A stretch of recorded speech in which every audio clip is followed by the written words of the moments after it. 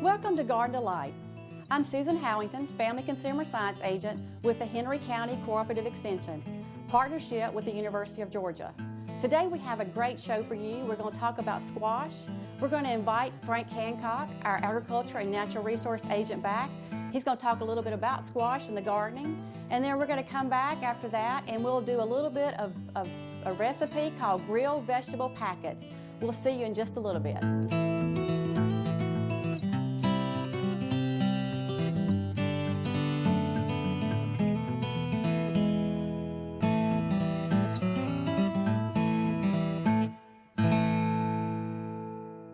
Welcome back to Garden Delights. This is what we call the crookneck squash, and it's probably one of my favorite squash as far as eating in the summertime, and it comes in in abundance, so be ready to know what to do with it once it comes in. And my other favorite squash is zucchini squash, and it makes different things that you can do with zucchini. So we're going to talk a little bit about the benefits of both of them, which are squash, and they're summer squashes. The good thing about squash, it's saturated fat free. It is sodium free.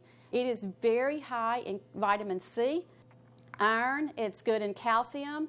The best thing you can remember though is to keep the skin on when you're using your squash, because you're going to get the best nutrients when you can leave the skin on.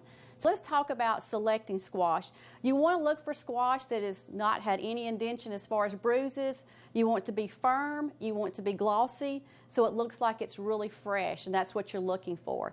Now, this is a good size for squash.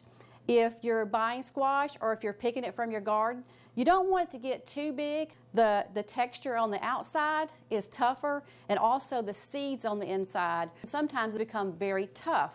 So just remember, when you're picking your squash, pick it on the medium size, small size. And when it comes in, be ready, because it's going to come in really quick. And if you're not ready, you're going to have to figure out a way to prolong it fast. So we're going to take this once we pick it, and you're going to put it in your refrigerator, and you can keep it in your refrigerator for about 2 to 3 days. After that, if you're not going to eat it, you can freeze it. But you do have to water blanch it, because we want to make sure it's safe for you, so you do water blanch it. You can cut it into cubes, you can cut it in slices, and what you're going to do is put it into boiling water. You're going to blanch it for about 3 minutes, and then after that you're going to put this into ice water to stop the cooking method. That will prolong it. It can stay in your freezer for about 6 months. Every month after that, the quality of that food is not going to be as good. So you just want to remember that. I like to also put dates on it, so I know when I put that squash in there. So you want to use your old squash when you put new in, so try to take it out. Squash is like a blotter, so it's going to soak up water. So you want to make sure you get it out of that water as fast as you can when you do freeze it. That's a little bit about our squash, the good things about squash. We'll see you back in just a little bit.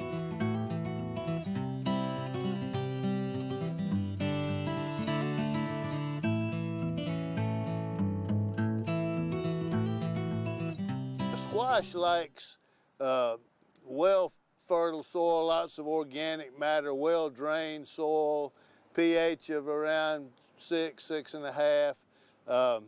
They're like the soil to be warm, in that 60, 65 degree range. We're going to plant them in a hill.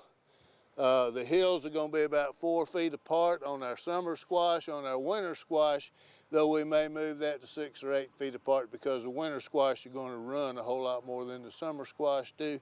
We're going to plant 4 or 5 seeds in each hill, and as they come up, we're going to pick the 2 or 3 best ones, and we'll take the others out, so we get a really good plant growing in our hill. And then as they grow and start to mature, they'll start blooming. And when they bloom, squash have male and female flowers. The female flower, if you look at it, has a little squash behind it. You can tell the difference really easy between the male and the female. They've got to be pollinated by the bees, and if you don't have a good population of bees in your garden, then you may lose some of the pollination, in which cases you may have to hand pollinate them, which you can pick off a male plant and pollinate a female plant. You can take a Q-tip and you can dab it in the male plant and pollinate the female plant with it, just to make sure you get good pollination so you're growing really good squash plants. In the next segment, we're going to talk about some of the problems you encounter with insect pressure on the squash plants.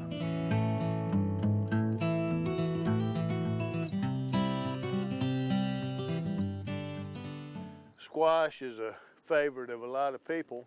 Squash can have some problems growing around here because of some of the pests that it has, squash vine borers and squash bugs. This is some zucchini squash that's been set out here as transplants. And zucchini is a good summertime squash. Also your yellow summer squash that you grow. The problem with these two squashes is they have big stems, and the vine borers like the squash that have the big wide stems.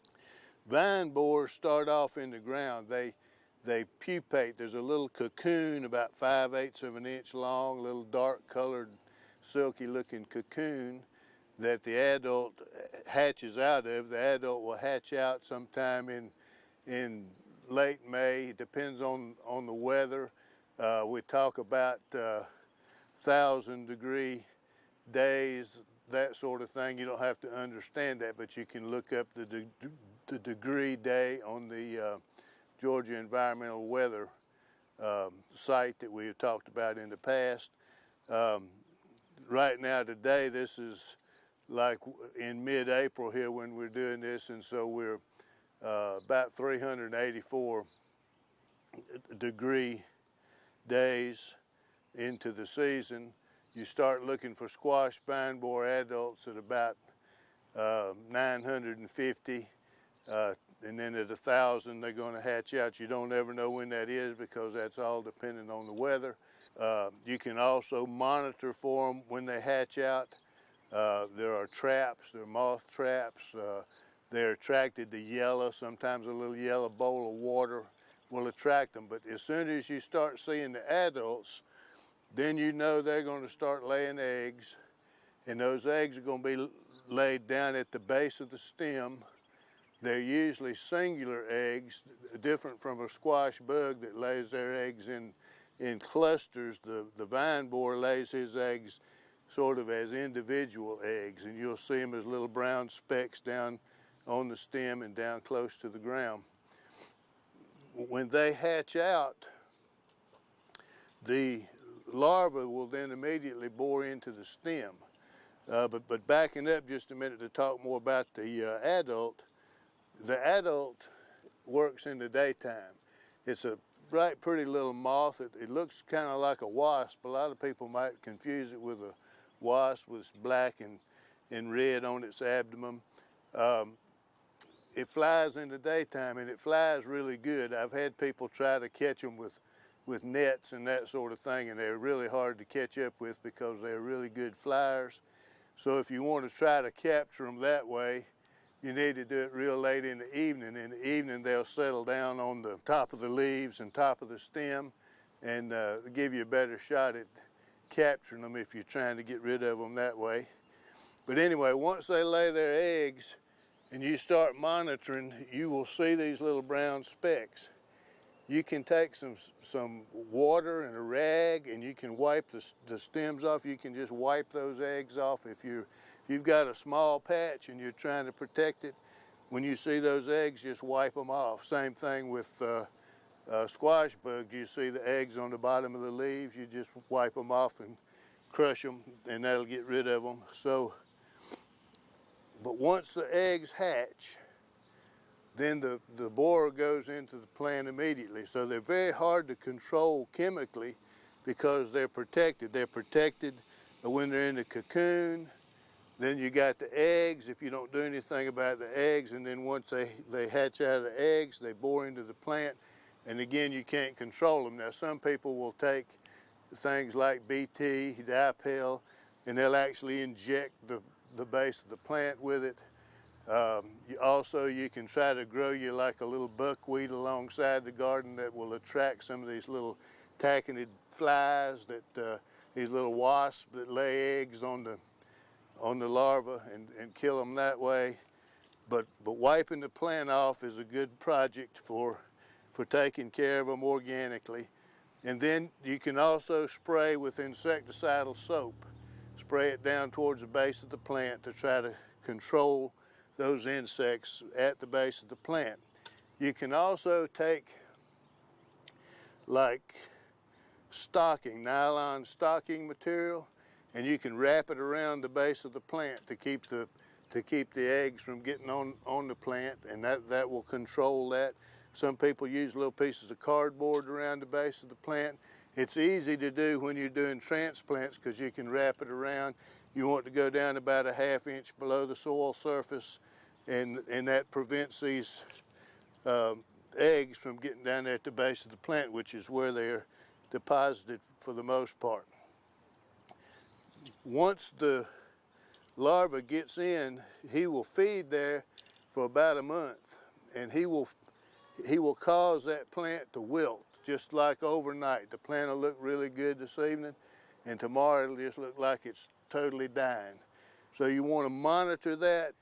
You can take your knife and slit the stem long ways, find the little worm and get him out and kill him, and throw some dirt back over the plant, and you can save the plant if you're diligent at doing that.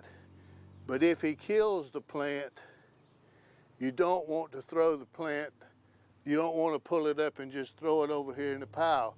Anytime a vine borer kills a plant, you need to take the plant up and you need to dig the vine borers out of it and kill them, because they're going to go back in the ground, they're going to pupate, and the process is going to start all over. So don't ever let them go back into the ground once you have a problem.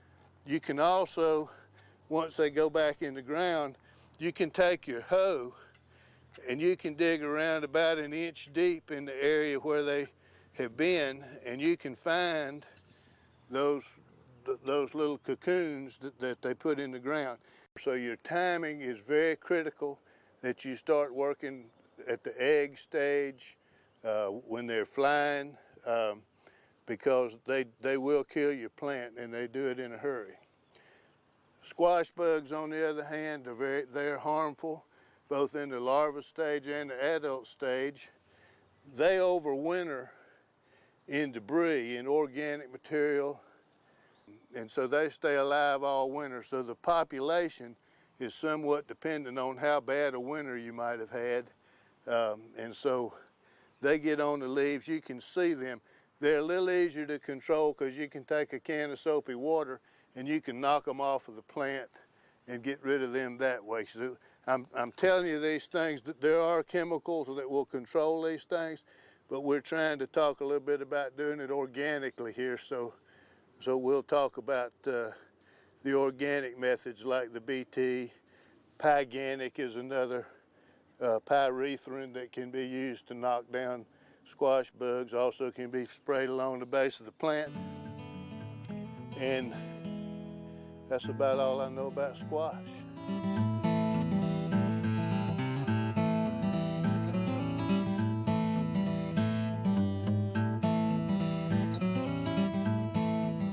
We're going to talk about that grilled vegetable packets, and I'm going to tell you how to put it together. It's very simple. You take 2 zucchinis, which we have up here. We have 2 squash, and they're about medium size for both of these. You take 4 of the small potatoes, because you want to make sure they can get done in the time frame that you want to get done. It also has a 1/2 of a bell pepper, 1/2 of an onion, and then what here in this little container is 1/4 of a cup of our salad dressing, Italian salad dressing, and it's a light salad dressing. So what we're going to do is I'm going to cut all this up, put it in a bowl. I'm going to marinate it with a little bit of the salad dressing, and then I'm going to form these little packets with foil. Now, if it's really hot, I'm always looking for a way to cook outside. So grilling is my favorite, but we're going to cook it in the oven, and if you're going to cook it in the oven, you need to preheat your oven to 400 degrees. And that's going to be for about 15 to 20 minutes, depending on how you like your vegetables. Now, if you like a little crunch to them, you may not want to go as long. But I know my husband, he doesn't like mushy squash. He will eat it only if it's firm. So I'm going to go ahead and cut up the zucchini, and I'm going to tell you it's going to be a little different from the way I do the yellow squash. In the recipe, it's going to tell you for the zucchini to cut it up into chunks. Notice that I am leaving the skin on. So I'm going to cut the zucchini up first. What I'm going to do is just half both of them. This makes it easier for me to handle. And then I'm going to do it one more time, so I'm going to quarter just about each half, and that's going to make some nice chunk size, and that's what we're looking for on the zucchini. Now you can cut it any way you want to, but the recipe, when you see it on the website later, it is going to tell you to cut it into chunks. So you can do it however you want to do it. This just gives the recipe a little bit different look than having all the squash cut the same way, so that's the reason why I'm going to do it this way. So all I'm going to do is make some small little chunk size with the zucchini, and then I'm going to add this little part to the bowl, and then I'm going to keep cutting until I get all this cut up. And move my spoon out.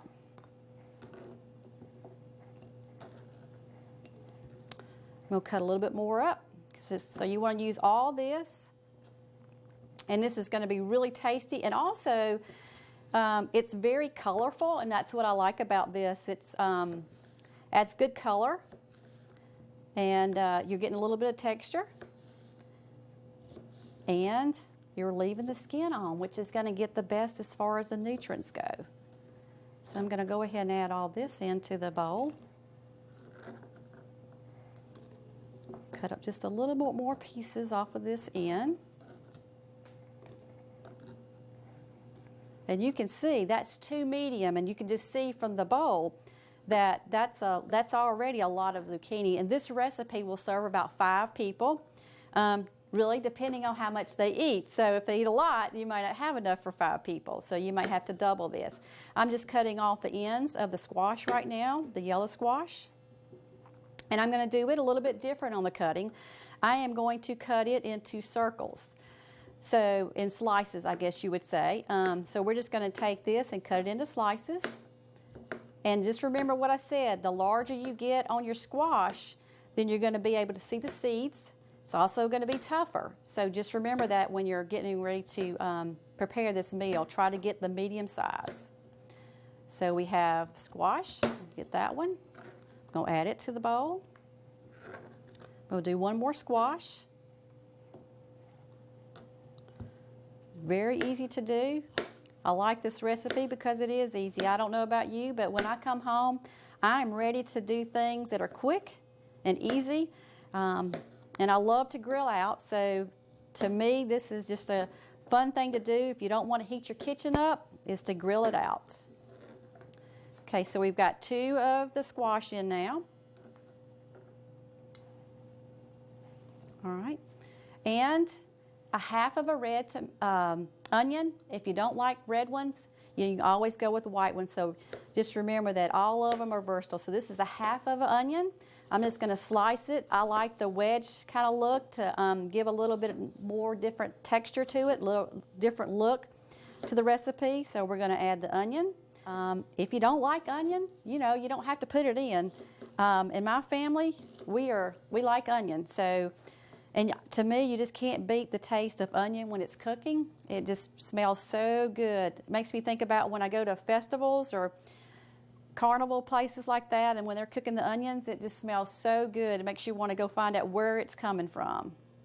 So what I'm doing now is just trying to split the onions up so that they're not stuck together, so we can get the onion taste all through the meal. So I'm going to add some more.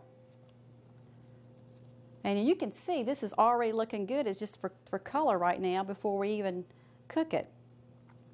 Okay. In the recipe, I said it calls for 4 small potatoes. So in other words, you want to use something in this range because you're trying to cook all this at one time, and you want to make sure that it's cooking and you have all the ingredients in this to where they're tender and they're all evenly cooked. If you cook it, if you have larger ones, it's going to take it longer, and when you do that, then your squash has a possibility of overcooking. But if you like softer squash, that's okay too. So we're just adding the potatoes. And everything that I have in front of me has been already washed. So that's very important when you're working with your vegetables and your fruits, is to remember that they need to all be washed. All right, I have 2 more to go. Just slicing these up. Going to end up kind of tossing it around just a second. Kind of get an idea of what it really looks like. But as you can see, this is very easy to do. So if you're in a pickle and you need something really quick to impress everybody coming over to your house, this is a great recipe to do. Now I'm just going to half this red pepper. And also it does tell you to take the seeds out, so you want to make sure you take the seeds out. So what I'm going to do is pop this end off. Try to keep the seeds hopefully from to this end of the cutting board. I'm going to take a little bit of the inside out. And I'm going to, if I don't have all the seeds, I'm going to use my paper towel, but I think I have most of it up. I'm just going to rake this to the side a little bit. And what I like to do on the peppers, I like to cut it one time in half because it just makes it easier for me to handle.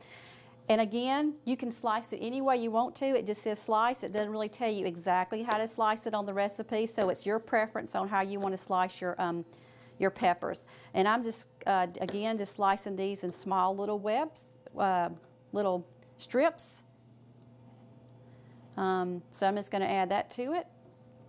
And if you don't like pepper, you know, you don't have to use pepper, but it does add to the recipe, and it definitely adds to the flavor of all this mixing together when it's all cooked too. Got one more to slice. Okay, I'm going to mix that in with this. And our last thing that we do, I'm not going to add any salt and pepper to this because when you add the salt, it brings out the water content of that squash, so it can make it very watery. So we're going to keep from doing that. What you want to do is add the salt and pepper to taste after the after this is cooked in the oven. So remember, it's going to cook up 400, and your grill usually gets about 400 when your lid is down. So that's the reason why they're saying about 400. Same thing what I'm going to do for the oven also. What I'm doing now is adding that 1/4 cup of the light Italian dressing.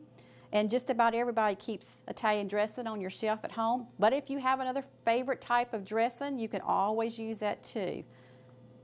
All right, I think I got most of that. And what I'm going to do is just toss this to make sure I get a little bit of that dressing on it. And it's just going to flavor it up. 1/2 cup of squash is about 25 calories. So you can see that it's fat-free, very, very low in calories. So I'll just kind of mix this up. And what I'm going to do is show you how to do those packets now. And I'm actually going to put the packets in the oven to cook, just like I was going to cook if I was on the grill. So I think I've got this mixed up really good. And I'm going to just scoot this aside with my trash and see if I can work this up here so you can kind of see how the packets are going to go. I have 4 already cut into small pieces, and you need 4 pieces. What we're going to do is we're going to put a little bit of the, you have to do it in 2 increments. You don't want to put it all together because it needs to be flat out in that foil. If you do it all together, I would advise you to put it into a casserole dish if you're going to cook it that way. We're going to do it in small increments because that way it cooks a little bit faster and you have a meal a lot faster. So what we're going to do, and I do have a little bit of heavy-duty foil, so I'm just going to rake a little bit out onto the foil. We'll try to get about half of this. Sometimes I feel like I'll have to make sure I get enough potatoes on each one and onions on each one because I want to make sure each one is flavored very well. Okay, and I'm just going to pull from the bottom right now. And what you do, I'll just lay this right here, is you take this other piece, you're going to lay it on top of that vegetable, and you're going to fold up the sides of it on all 4 sides. Very, very simple. So if you're trying to cook out and you're trying to look for something quick to do also, this is very, very easy. So I have one packet ready, and what I try to do is I just kind of shake it a little bit to make sure the vegetables kind of dispersed out evenly. I'm going to do the same thing to this other half. So I'm going to move this up front. So we're going to dump this into the foil.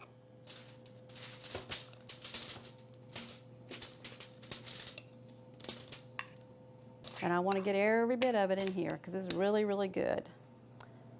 All right, then I'm going to take a piece of that foil from behind. And I'm going to lay this on top and do the same thing. It's going to fold up the sides. And this just keeps it from leaking out. It's going to keep it really tight to where it kind of steams the vegetable. And that's what you want to do. Some people like to boil their squash and make different things. I personally love to just steam it. I can even take it straight out of the garden, put a little onion in it, do a little stir fry with it, and really enjoy squash. So I'm just going to shake this again, make sure it's even out. And then you have 2 packets now. We're going to put this in the oven at 400, and it's going to cook for 15 to 20 minutes. And if you want to cook it longer, you can. But try it after about 20 minutes and see if it's at the tenderness that you want your vegetables, and it should be ready to go. I'll see you just in a little bit.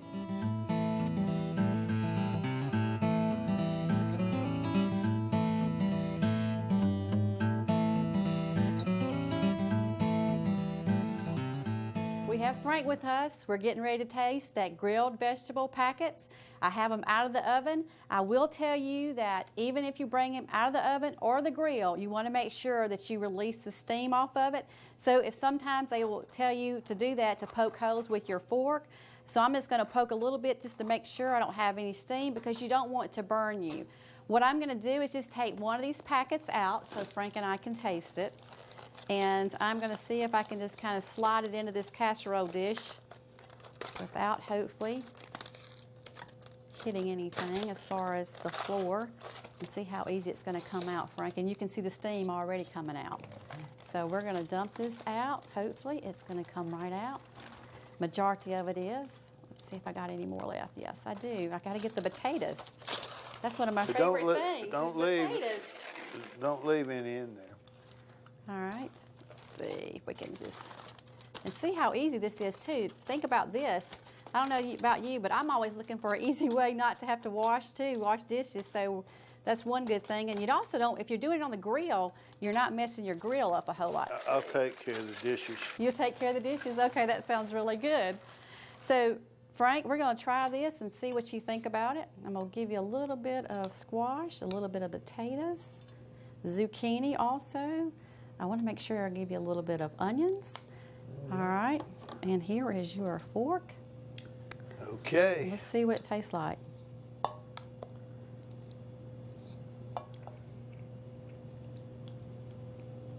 So what do you think? That reminds you that it's worth the trouble to grow some squash. I believe you're right. Very good. Well, hopefully you'll try this recipe. It's going to be on the website to tell you exactly what to do for this recipe. It's very easy, as you can see. I've got to take my first bite too, Frank. All right. Very good. Now, of course, I guess if they just don't want to grow any squash, they could come out to the farmer's market and get some fresh squash. Now, that would be a good idea. And if they do, I'll get the grill out. There you go. So maybe you might see me at the farmer's market grilling this next time instead of in the oven.